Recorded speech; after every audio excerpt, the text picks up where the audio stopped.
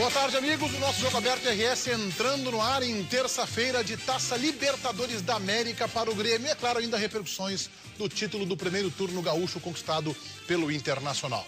Em Porto Alegre, o gramado da Arena atrapalha o time do Grêmio na Libertadores. Em Caracas, o gramado também é problema. Acompanhe. Quando o Grêmio esteve aqui pela última vez, o pequeno Jonas, hoje com 3 anos de idade, ainda não havia nascido. Pois em 4 anos, nada parece ter mudado no Estádio Olímpico Universitário. Ninguém imagina que o Caracas tenha melhorado significativamente em apenas uma semana. Por isso, o principal adversário do Grêmio é um que não soma pontos na tabela de classificação da Libertadores da América, mas que já atrapalhou a vida do tricolor. Eu estou falando e pisando nele. Com vocês, o pior gramado da Libertadores. O piso irregular apresenta falhas, buracos com areia e até pedras. O pai do menino Jonas, Sr. Juan Lopes, é brasileiro e esteve aqui em 2009. A definição não é exagerada.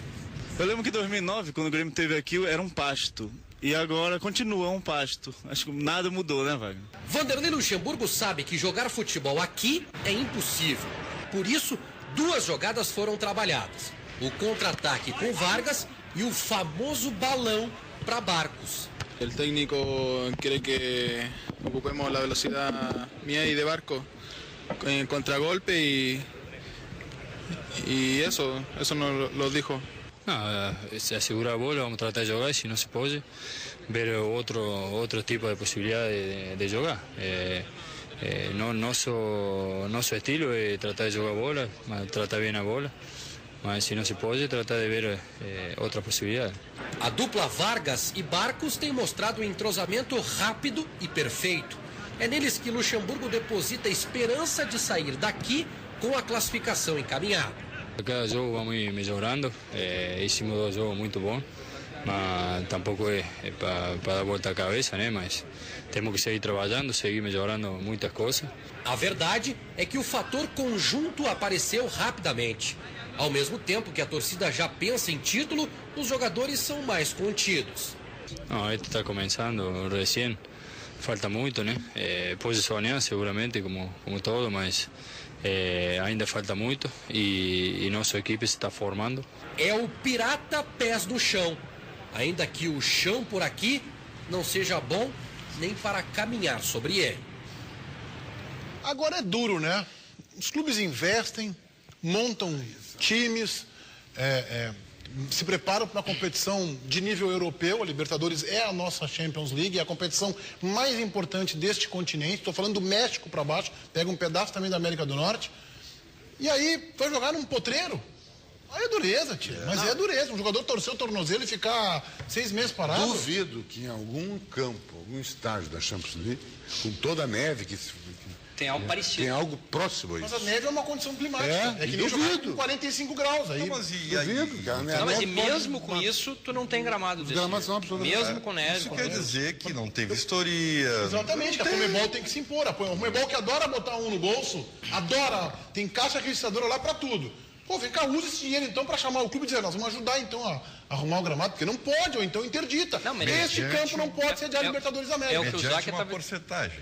Sim, esse campo aí vai sediar o campeonato da Série B da Venezuela, pronto. Não, é o que o Zac estava dizendo aqui, tu pega jogadores que ganham R$500 milhões por mês, fora todo o investimento do clube na contratação, para jogar aí. Um buraco desse. Quem é que paga isso? Tu faz um plantel milionário, pega o Grêmio, um plantel milionário, aí tu vai dar um gramado desse para jogar futebol. O time da Venezuela tá bem, mas... Aí eu estava lendo que o Grêmio para treinar teve que esperar o campo da universidade também, os alunos para poder... Todo mundo joga lá, né?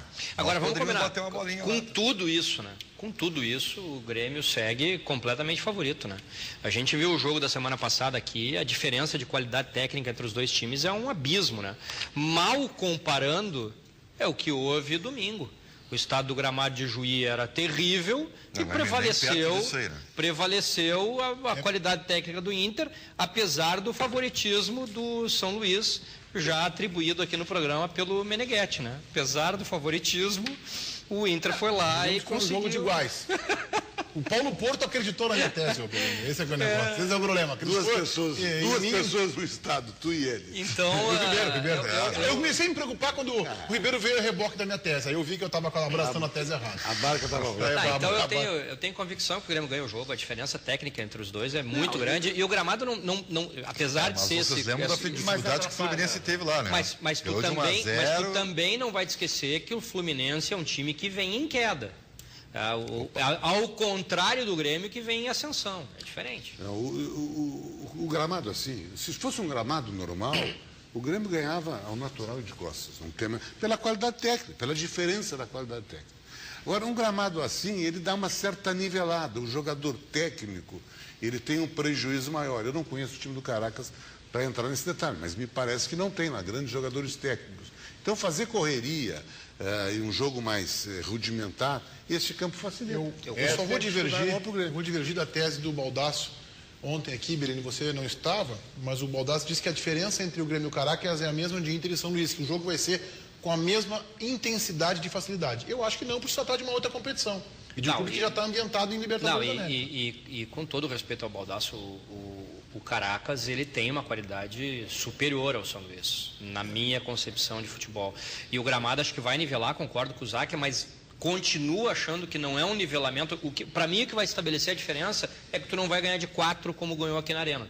Tu vai ganhar de 1 gol, mas eu ainda assim acredito que vai prevalecer a superioridade do Grêmio. O Wagner Martins já está conectado conosco, lá de Caracas, por Skype, e nos traz as primeiras informações do Grêmio. Boa tarde, Wagner. Tudo bem, Meneghetti? Boa tarde a todos. A gente estava acompanhando aí o debate de vocês sobre o gramado do Estádio Olímpico Universitário aqui de Caracas. Um detalhe interessante, após o treino de reconhecimento dos jogadores do Grêmio, uma galera lá esperando para fazer um bate-bola, né? Que me leva a entender que jogo de futebol é algo muito comum ali, em todos os horários, de manhã, de tarde e de noite. Então, realmente não tem como ficar o gramado com boas condições diante de toda essa situação. É dentro da universidade, né? Dentro do complexo universitário, e a Faculdade de Educação Física utiliza o gramado a todo momento. Estou sentindo uma certa mágoa aí porque você não foi com convidado para esse bate-bola. É isso que está te incomodando? Eu não tenho tempo, eu não tive tempo e nem teria tempo para bater bola com a rapaziada. Não tem bola também, né? Não, ele está proibido pelo departamento médico aqui da Bandeirantes de exercer atividades mais radicais. Todas as atividades radicais? A última ele fica parado uns 3 meses, entendeu? Então não dá. É ex-atleta. Ex-atleta em todo sentido. Bom, aí eu não sei. Ô Wagner, time prontinho, o Grêmio confiante que ganha o jogo, né? Pela terceira vez consecutiva, algo inédito desde que Vanderlei Luxemburgo chegou ao Grêmio, repetição da mesma escalação com time ideal. Dida Pará, Werley, Cris e André Santos, Fernando Souza, Elano e Zé Roberto, e no ataque Vargas e Barcos. Coloquei aí na reportagem, e ontem conversando com o técnico Vanderlei Luxemburgo aqui na concentração, ele admitiu que não tem, o Grêmio sabe que não tem como jogar o mesmo futebol que jogou na terça-feira no gramado da Arena, né? O gramado aqui do Estádio Olímpico Universitário é horroroso e não tem futebol, não tem toque de bola, jogada de aproximação. Então ele treinou no domingo, treinou a bola longa e alta para o Barcos, para ele tentar dar uma casquinha para os meias chegarem, e treinou também a saída rápida pelo lado direito em velocidade no contra-ataque, ligação direta do Pará com o Eduardo Vargas. Esse vai ser o caminho, essas serão as 2 jogadas do Grêmio no jogo de hoje, e claro, com a perspectiva de sair daqui com 3 pontos e com a classificação encaminhada. Ô Wagner, você disse na sua matéria que o Luxemburgo está sublinhando aí que não vai ser futebol. Vai ser o quê então? Balão e disputa de bola com essa saída rápida, né? A hora que o Grêmio conseguir colocar a bola no chão, ele vai tentar sair rapidamente pelo lado direito com o Pará e com o Vargas, e o Vanderlei espera que o Caracas, nos primeiros minutos pelo menos, faça uma pressão, exerça pressão contra o time do Grêmio. Então, no desafogo, balão, não tem sair jogando, não tem tentar toque em frente à área, balão para o Barcos. Isso foi treinado no domingo aqui em Caracas. Quer dizer, o gramado não propicia o toque de bola. O Grêmio tem um jogador que está aqui em Porto Alegre assistindo tudo isso, que poderia ser, para o segundo tempo, uma alternativa interessante, que é o Marcelo Moreno, que é o jogador de imposição física, o jogador de bola aérea. O Grêmio deixa o jogador sequer fora do banco de reservas, e aí alguém vai me justificar, não sei quem, pode ser o novo Papa, de que tá certo o Luxemburgo. Não tem como, gente. Agora eu vou te dizer uma coisa. Eu não acredito que o Luxemburgo de fato vá fazer isso durante o jogo. Porque aí sim, se o teu jogo for só de balão, aí tu iguala completamente. O Wagner está dizendo que no treinamento ele treinou muito isso. Bola para o Barcos, fazer a parede, dando uma casquinha para algum meia chegar. Ou seja, o Grêmio e laterais indo ali de fundo assim que o gramado Mas certamente, Meneghetti, o Vanderlei assistiu o Fluminense Caracas dar 1-0 pro Fluminense. Eu assisti. O Fluminense jogou, dentro dos seus limites, jogou. Ele fez um gol construído, bola pelo lado, chegando no Fred. Até me chamou a atenção. Eu não sabia que o gramado estava tão ruim, mas me chamou a atenção que este time do Caracas lá no jogo trabalhava a bola. Não é um time de técnico, mas não é um time do balão. Não é que não está acostumado a jogar, nada. Está acostumado com o terreno. Agora, o pior de tudo é isso. Nós íamos imaginar que o Grêmio ia sentir saudades do gramado da Arena.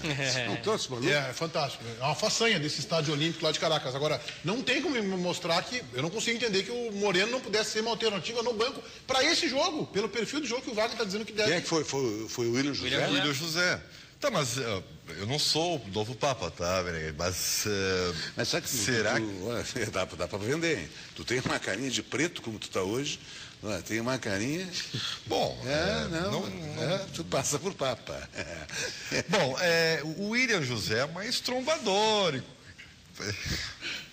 Vai, Felipe, vamos. O William José é mais trombador que o Marcelo Moreno. Né? O Marcelo Moreno é mais técnico. Se o gramado é ruim, vai ser no choque, na bola aérea. Eu levo mais fé no Marcelo Moreno.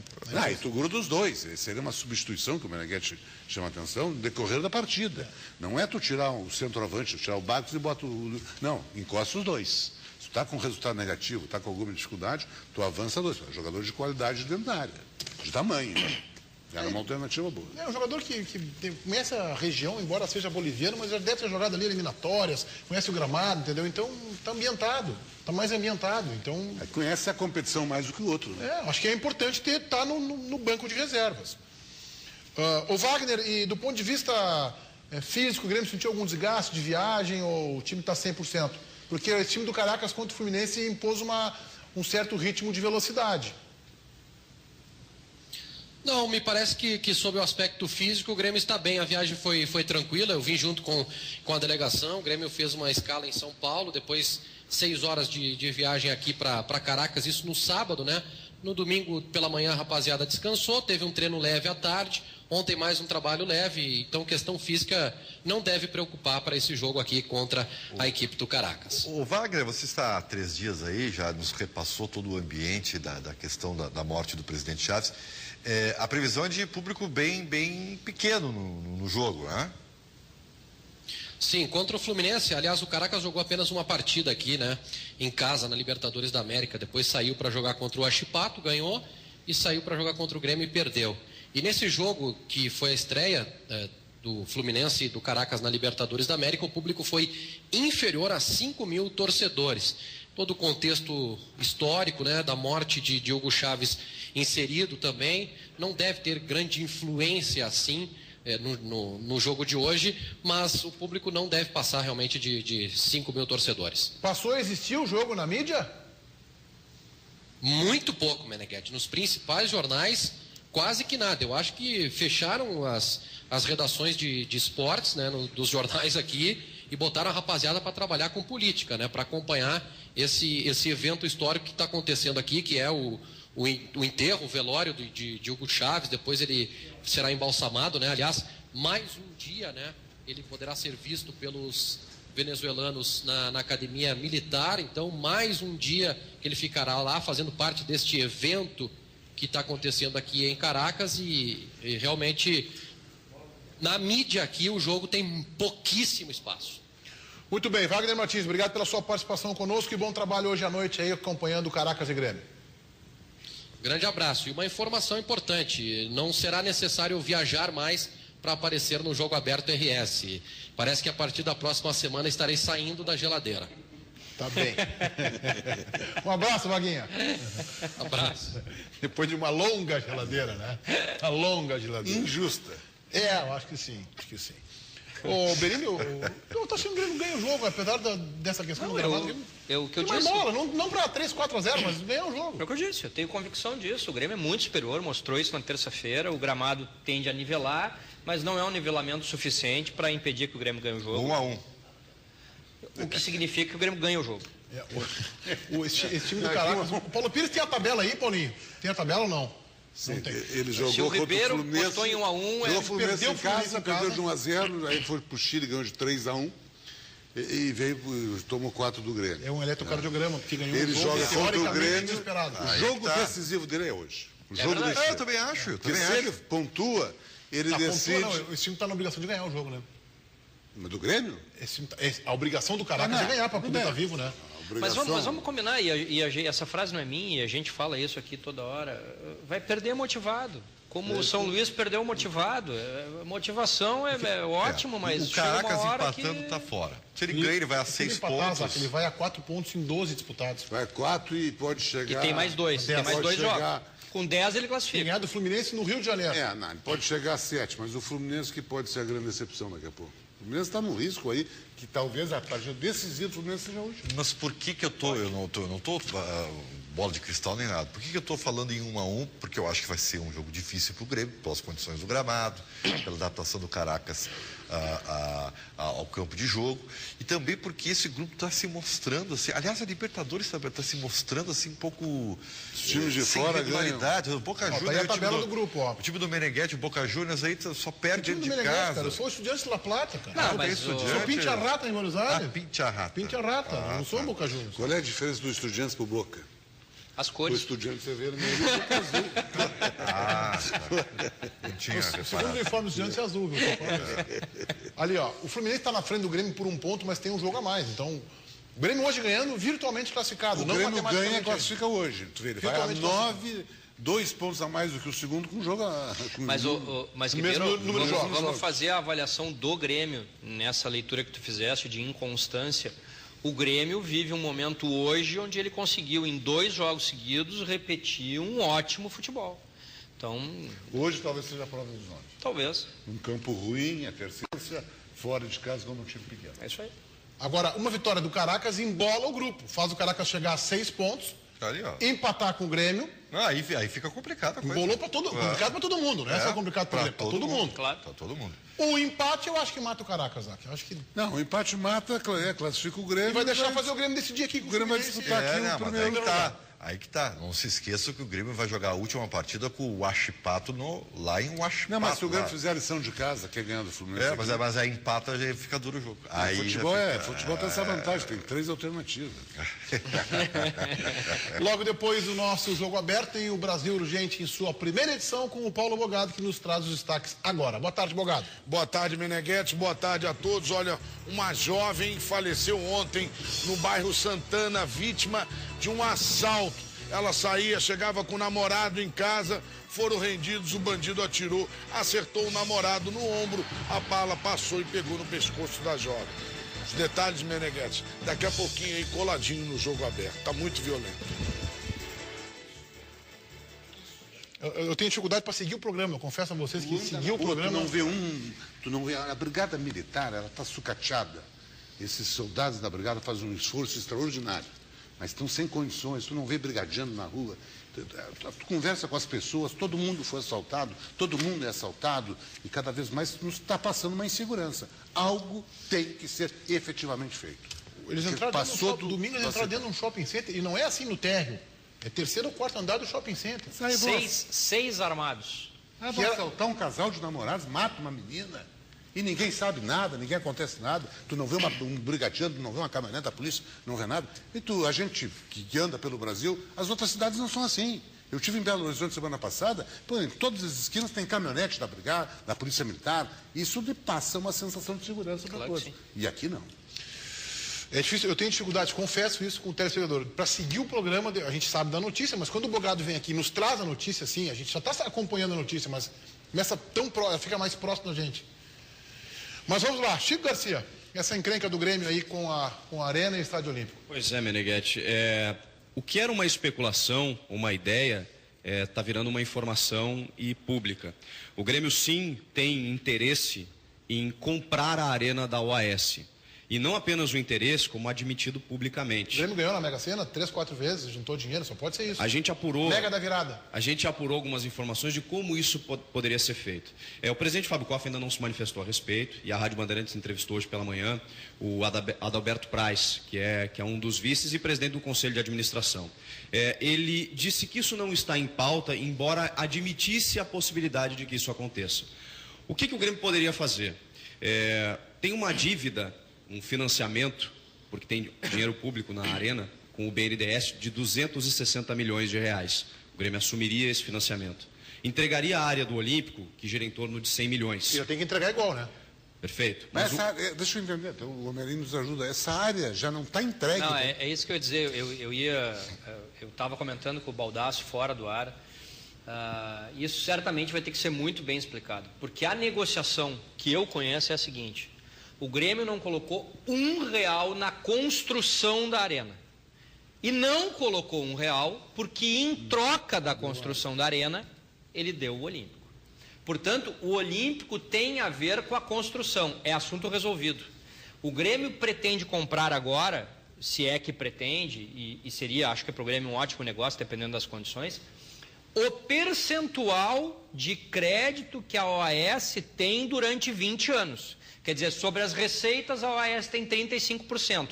Eu quero comprar esses teus 35% que tu terias a receber durante 20 anos. Outra coisa que o Grêmio tentaria nessa proposta é os chamados índices construtivos na área do entorno da arena, que só se valorizou porque o Grêmio emprestou a sua marca para a arena. Em razão dessa valorização, o Grêmio também teria um poder de barganha. Mas o Grêmio não sabia, quando o Grêmio fez o contrato com a OAS, o Grêmio não sabia que ia valorizar a área? Então isso aí já foi calculado, eu imagino. Não, perfeito. Só que o Grêmio tem a intenção agora de fazer uma proposta financeira, talvez com o restante, porque vai faltar um dinheiro, né? O Grêmio conseguindo uma parceria com o investidor, o banco chinês, que já se falou em determinado. Isso comprova que o Grêmio fez um mau negócio. É exatamente o que eu ia dizer. Se o Grêmio está rediscutindo o contrato agora... O Grêmio está publicitando que a coisa não é boa para o Grêmio. Não, eu tenho Se conseguir comprar, resolver, melhor. Se não resolver, está chancelando...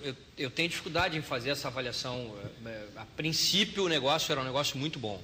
Tá? É que tem sido dito uma série de coisas que eu aguardo que sejam esclarecidas na reunião do Conselho que vai haver para esse fim em abril. Não me lembro exatamente a data.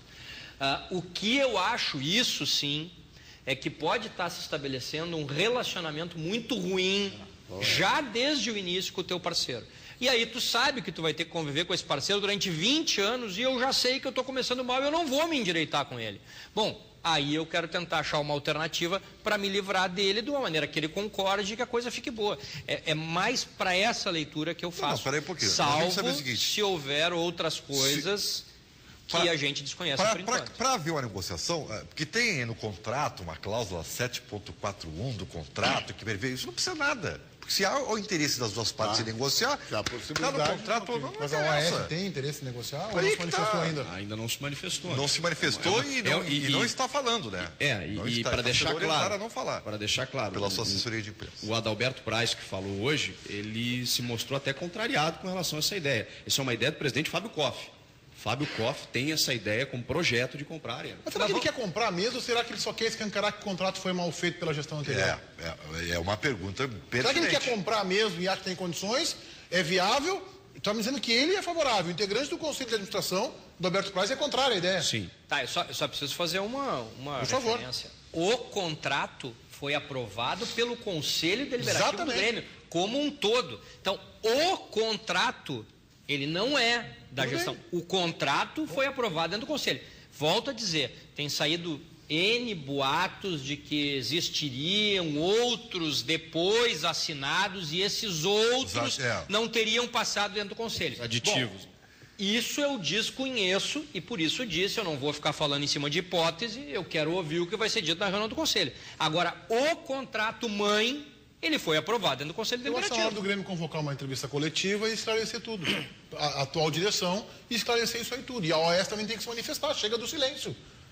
Chega do silêncio. O estádio tem problemas, o gramado está ruim, não está pronto ainda, depois de 3 meses da inauguração. E a consultora fica lá, no silêncio, achando que a sua imagem não será desgastada. Não, já está arranhada.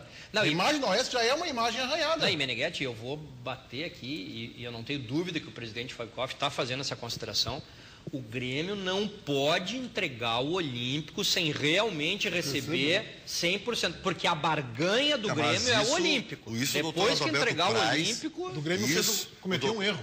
Desculpa, Ribeiro. O Grêmio aceitou inaugurar a arena antes, ou seja, que nem aquela história de apartamento que já falamos aqui fora do ar. Tu recebeu o apartamento, não, tá ok, recebi o apartamento, vou lá, vou fazer minha primeira festa, ele tá comigo o apartamento, os problemas passam a ser meus. Não, mas isso não resiste a uma... Não, tem questão no contrato, o doutor Adalberto Praz, em outra entrevista e longa, me disse claramente que existe uma data no contrato, né? Para entregar o Olímpico. 31. Não, 20 de março. 20 de março. 20 de março.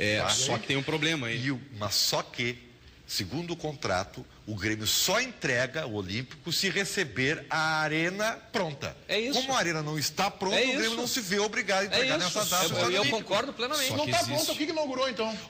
Não, mas é diferente.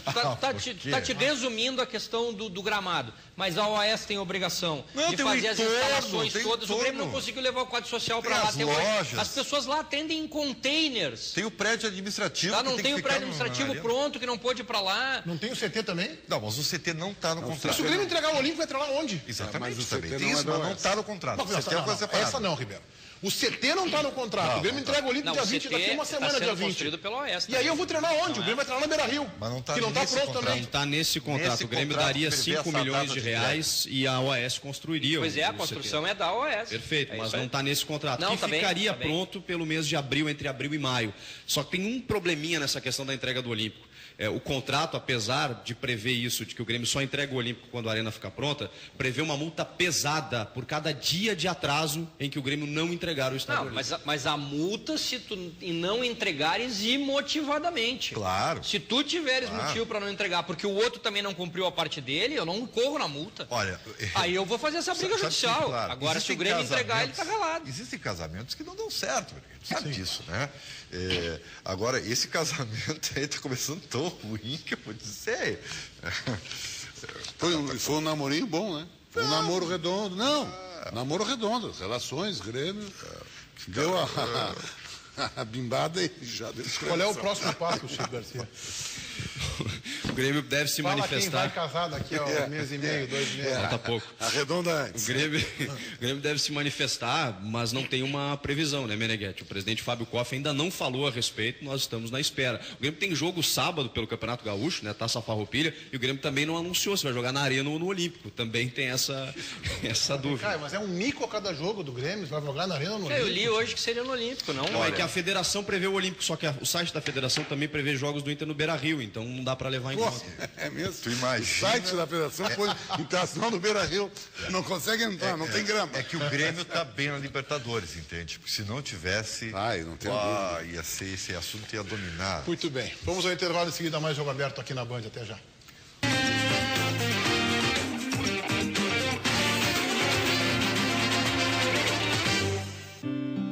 Eu sou professora há 22 anos. A cada ano letivo são novas expectativas, são novas experiências. A expectativa daqueles rostinhos lá no pátio, quando bate o sinal.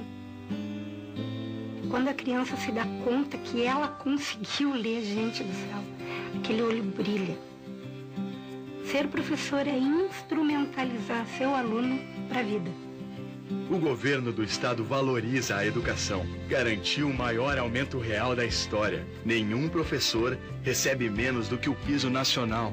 Hoje, são vários cursos de formação continuada e há tempo para planejar as aulas. Eu estou sendo paga para estar aqui planejando. Mais qualidade de ensino, mais gaúchos vivendo melhor. Todo ano é um desafio. RS Mais Educação, Governo do Estado do Rio Grande do Sul. Nós queremos você em Nissan Daihatsu, queremos você no melhor japonês do Brasil. Nissan March, eleito melhor compacto 2012 com airbag duplo, ar-condicionado e direção elétrica por 30.890 com taxa 0,99 sem entrada. Nissan Versa, o melhor sedã compacto 2012, completo com airbag duplo e ar-condicionado por 39.390 com taxa zero. Nissan ESA, nós queremos você bem, queremos você num Nissan. Itatermas Resort e Spa, a melhor opção. Nissan Versa, o melhor sedã compacto 2012. Completo com airbag duplo e ar-condicionado por R$ 39.390 com taxa zero. Nissan ESA. Nós queremos você bem. Queremos você num Nissan. Itatermas Resort e Spa, a melhor opção de lazer para toda a família nesta Páscoa. Piscinas com água termal, recreação e spa, atividades radicais, gastronomia e serviço de padrão internacional.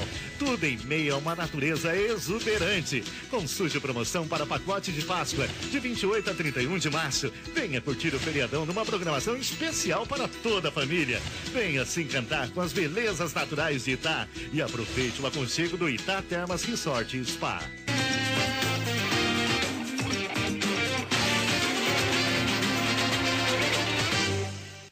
Moledo e Juan, a segurança do Internacional para os primeiros desafios de 2013. Acompanhe.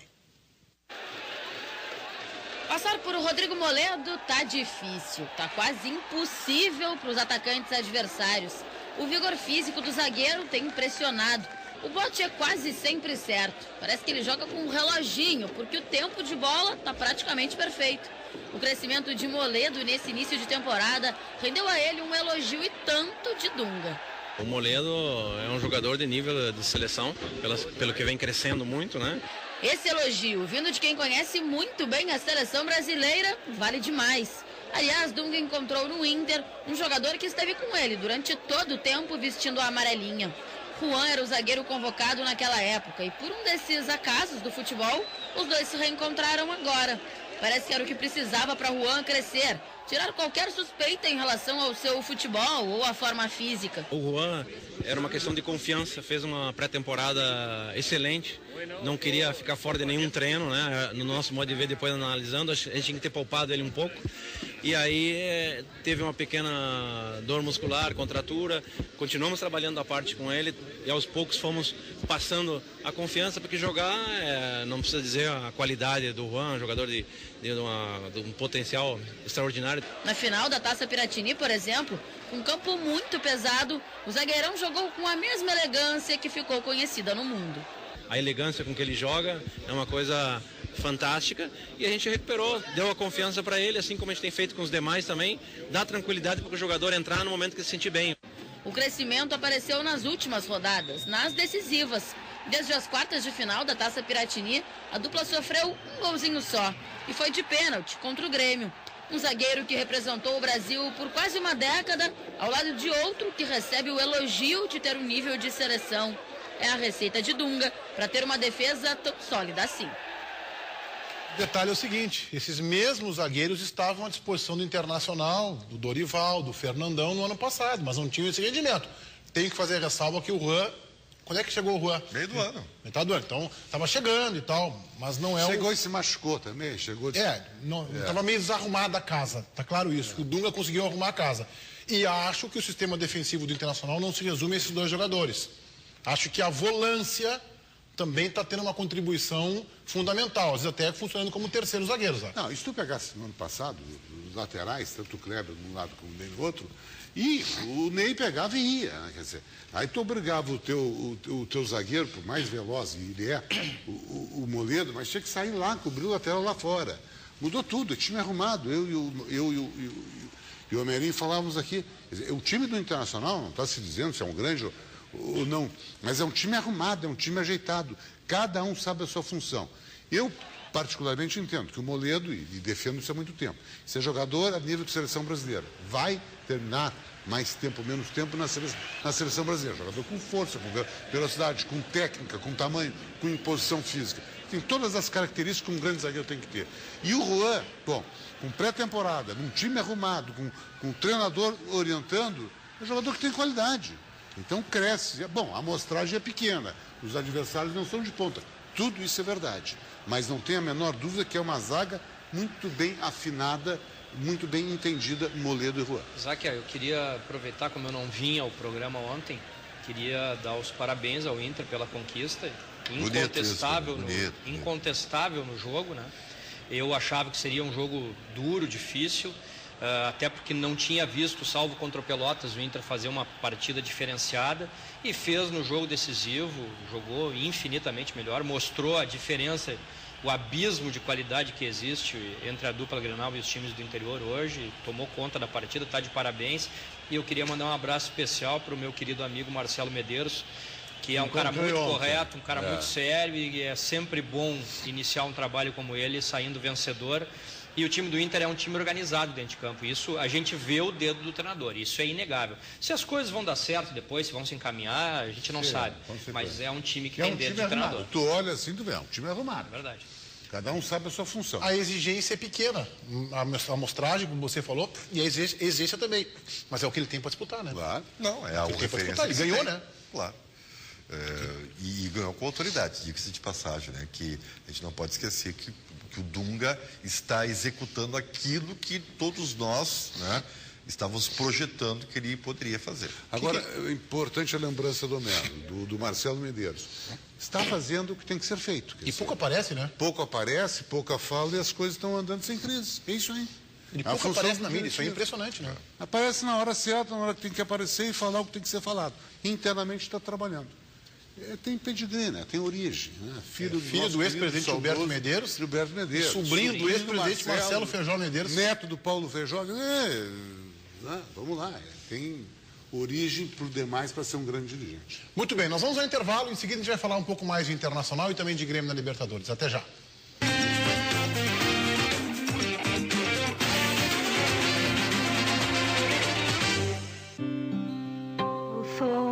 Professora há 22 anos. A cada ano letivo são novas expectativas, são novas experiências. A expectativa daqueles rostinhos lá no pátio, quando bate o sinal. Quando a criança se dá conta que ela conseguiu ler, gente do céu, aquele olho brilha. Ser professor é instrumentalizar seu aluno para a vida. O governo do estado valoriza a educação. Garantiu o maior aumento real da história. Nenhum professor recebe menos do que o piso nacional. Hoje, são vários cursos de formação continuada e há tempo para planejar as aulas. Eu estou sendo paga para estar aqui planejando. Mais qualidade de ensino, mais gaúchos vivendo melhor. Todo ano é um desafio. RS Mais Educação. Governo do Estado do Rio Grande do Sul. Fit Clinic. Centro de Conforto e Saúde dos Pés oferece serviços de podologia, spa, pés e mãos com infravermelho, profissionais especializados e esterilização em autoclave. E Serginho Beauty, que oferece maquiagem, embelezamento e tratamento de cabelos. Fit Clinic, seus pés pisando nas nuvens. E Serginho Beauty, na Jerônimo Coelho 204. Todos os dias o sol nasce, a bola rola, o país acontece. A gente ri, a gente chora, a gente cuida. O Brasil é grande, o mundo é mais ainda. Mas cabe dentro do Metro, o maior jornal do mundo. Comece o dia com ele. Metro. A S-Sul beneficiou no seu último programa de eficiência energética mais de 400 mil gaúchos. Foram diversas ações para dar aos clientes melhores condições de vida, mais economia e uma conta de luz mais barata, como na casa da Dona Mara. Com esse sul, minha vida melhorou bastante. Trocaram a geladeira, aprendi a economizar, tenho comprovante de residência e agora eu sou uma cidadã. E vem muito mais por aí, as ações serão ampliadas, vamos regularizar ainda mais casas. E muita gente, como a Dona Mara, vai ganhar a qualidade de vida que merece. AES Sul, uma empresa AES Brasil.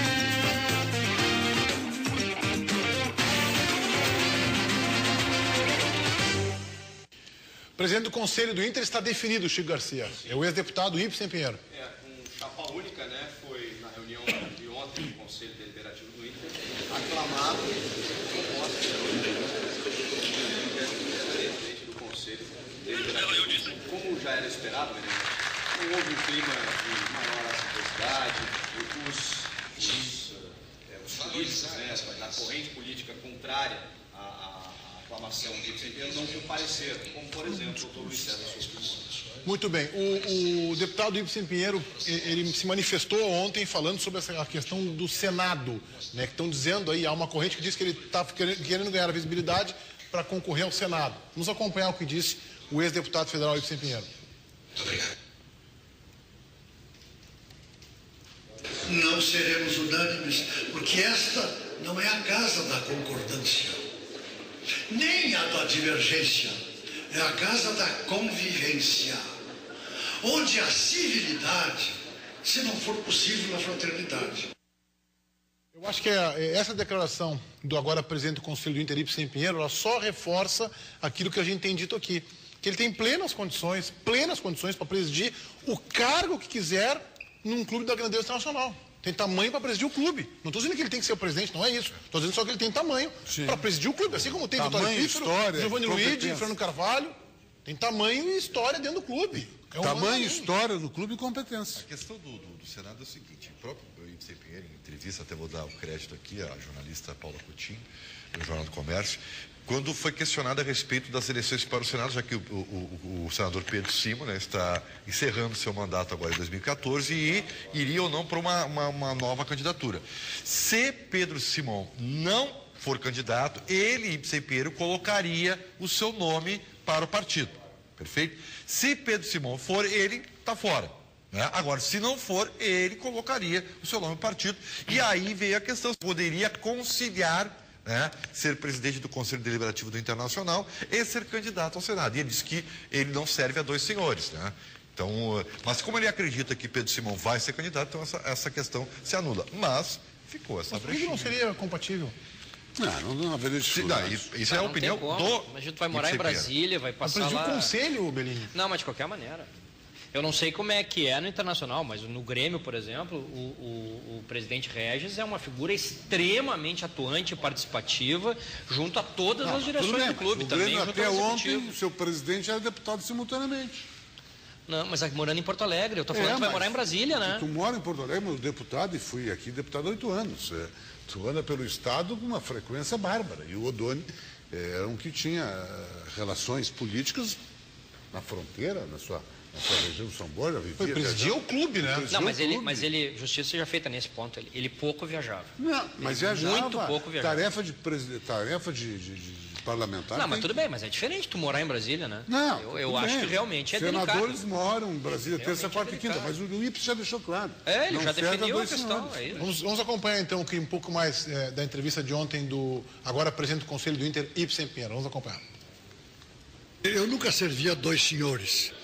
E a política e o futebol estão na minha vida desde a adolescência.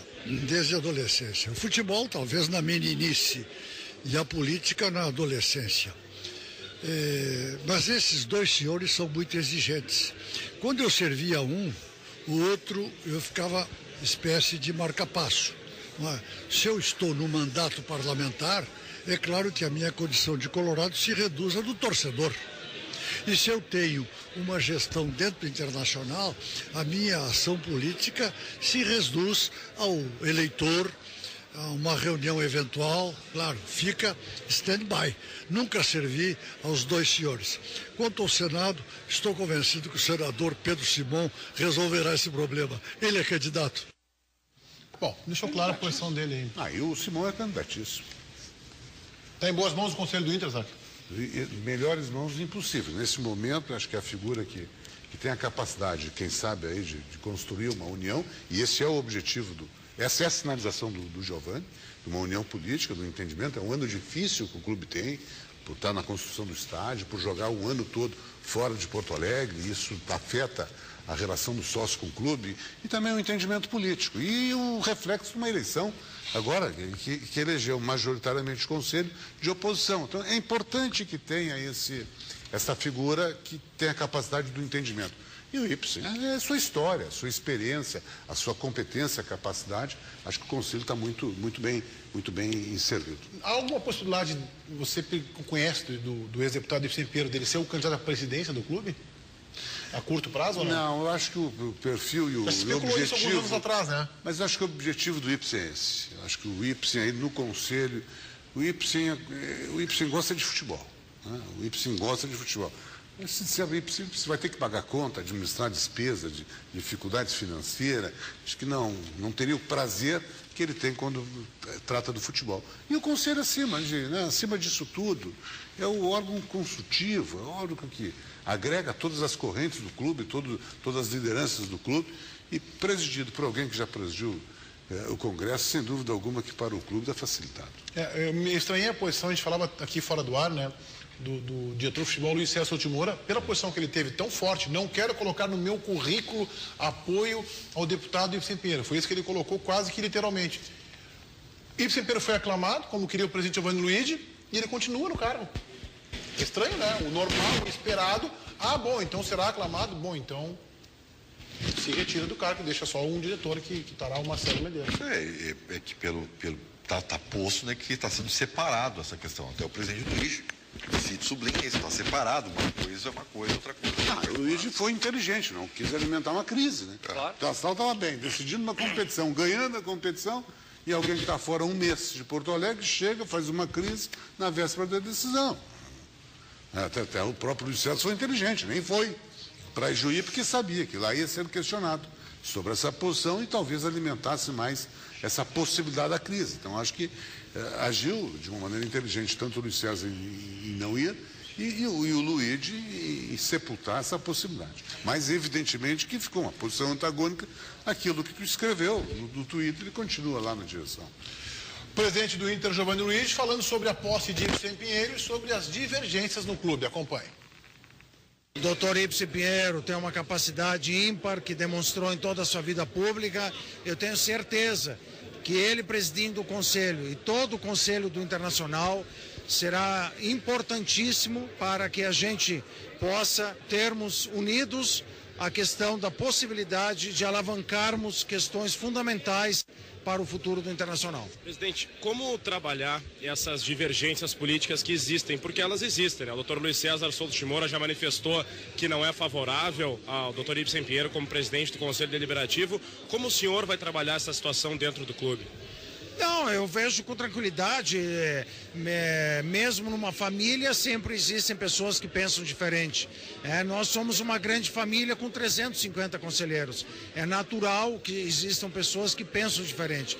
No entanto, o mais importante é que nós estejamos unidos buscando as questões importantes do clube, a grandeza do Internacional. E nós estamos num momento de desafios muito importantes que eu tenho certeza, vencidos, estarão alavancando o clube para que esteja cada vez maior. O problema é quando a família tem a divergência e fica da porta para dentro, tá tudo bem. O problema é quando a vizinhança e a rua toda ficam sabendo, né?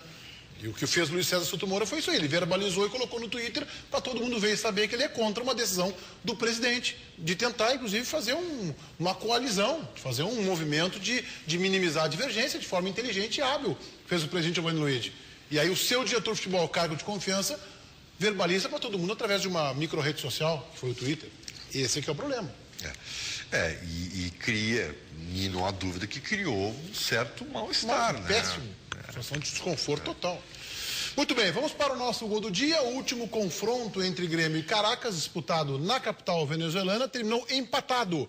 E o lateral Fábio Santos fez o gol do Grêmio. Acompanhe. Gol do dia.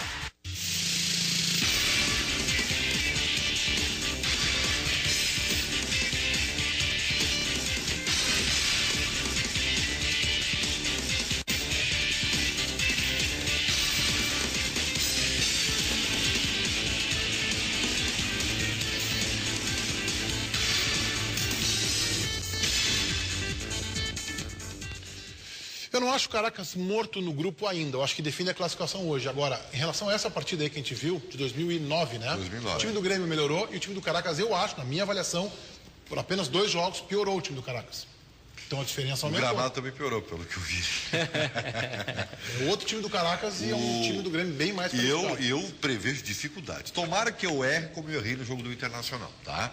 Mas eu prevejo dificuldade. Mas as tuas dificuldades são relativamente à questão do gramado. Sim, com certeza, com certeza. Mas suficientemente para atrapalhar o Grêmio? Sim, acho que sim. Para nivelar o jogo. Eu entendo o Ribeiro. tem esse específico, mas para nivelar, fica um jogo mais. Mas é o que eu digo, ao invés de ser 4, vai ser 1 de diferença, vai ser, mas eu tenho que me valer da opinião do próprio Vanderlei Luxemburgo. Se ele já acha de antemão que não vai ter futebol, então eu tenho que saber que esporte vai ser jogado. Mas eu acho que isso... E se isso nesse esporte... Mas isso é um pouco daquela coisa de se vacinar antes, né? Claro, mas isso é jogo para elano. Porque aí se tu toca... chute de longe. Se tu toca 3-0, o treinador vem e diz, pô, apesar desse gramado, nós somos lá... Tem um pouco disso também, né? Muito bem, voltaremos amanhã ao 12h30, repercussão completa de Grêmio contra o Caracas na Venezuela. E agora você fica com o Paulo Bogado e o Brasil Urgente em sua primeira edição. Alô, Bogado.